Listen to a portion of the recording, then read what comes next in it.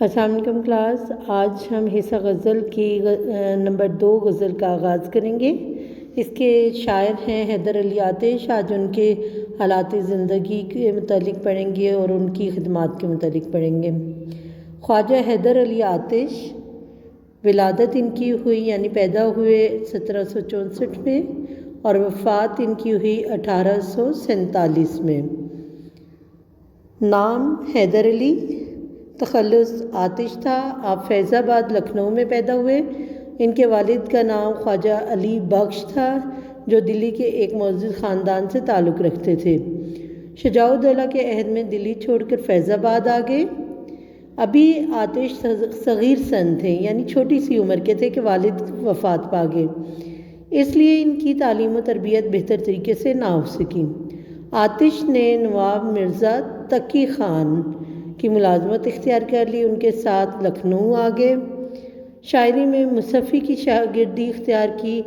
آپ کے اپنے ہم عصر شاعر امام بخش ناسک سے کئی معرکے ہوئے۔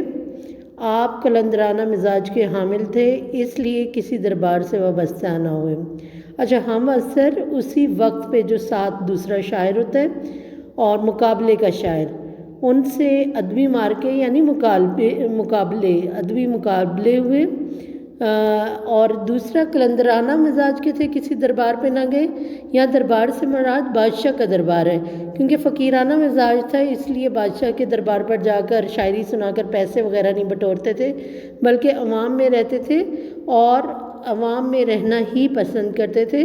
بادشاہ سے کوئی مال و متاع یا پیسہ انہیں نہیں چاہیے تھا، تو جس حال میں تھے خوش تھے۔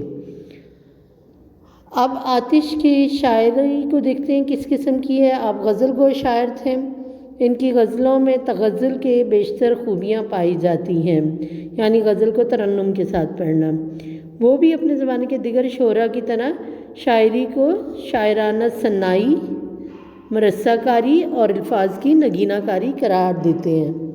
یعنی انہوں نے شاعری کو کیا کہا ہے؟ صنائی، مرثہ کاری اور الفاظ کی نگینہ کاری۔ تاہم آتش کے ہاں عامیانہ و سکیانہ پن دکھائی نہیں دیتا، یعنی کسی قسم کے گھٹیا الفاظ نہیں استعمال ہوتے، بہت ادبی طریقے سے وہ لکھتے ہیں اور کسی قسم کی کمی نہیں چھوڑتے اپنی شاعری میں، جو اس وقت کے لکھنوی شاعراء کے کلام میں جا بجا نظر آتا ہے۔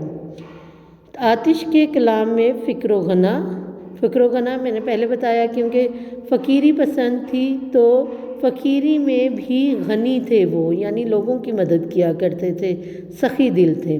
توکل، اللہ پہ بھروسہ، تصوف، سوچ، فکر، خیال، دنیا کی بے ثباتی یعنی دنیا کے فنا ہو جانا، قناعت پسندی، درمیانہ راستہ اختیار کرنا، درویشانہ رنگ، وہی فقیرانہ انداز اور اخلاقی مضامین بکثرت پائے جاتے ہیں۔ یعنی ان کی شاعری کے یہ ٹاپکس تھے۔ اب ان کی شاعری کی خصوصیات کیا ہیں؟ ان کی غزلوں میں تغزل، رجائیت خوبصورتی کو کہتے ہیں۔ تغزل ترنم کے ساتھ غزل پڑھنا، تو غزل ایسی ہوتی تھی کہ ترنم کے ساتھ پڑھی جا سکے، خوبصورتی قائم رہتے تھے، سادگی اور سلاست ہوتی تھی۔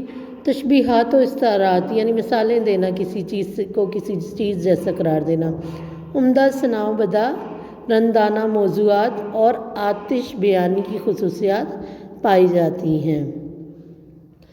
آتش کی تصنیف میں ان کا کلیات ہی اہم ہے، جس میں ان کا وہ سارا کلام شامل ہے جو مختلف اصناف سخن کی صورت میں موجود ہے، یعنی ان کا تمام شاعری ایک کلیات میں موجود ہے۔ یہ آتش کی حالات زندگی اور ان کی شاعرانہ خدمات تھی۔ شکریہ۔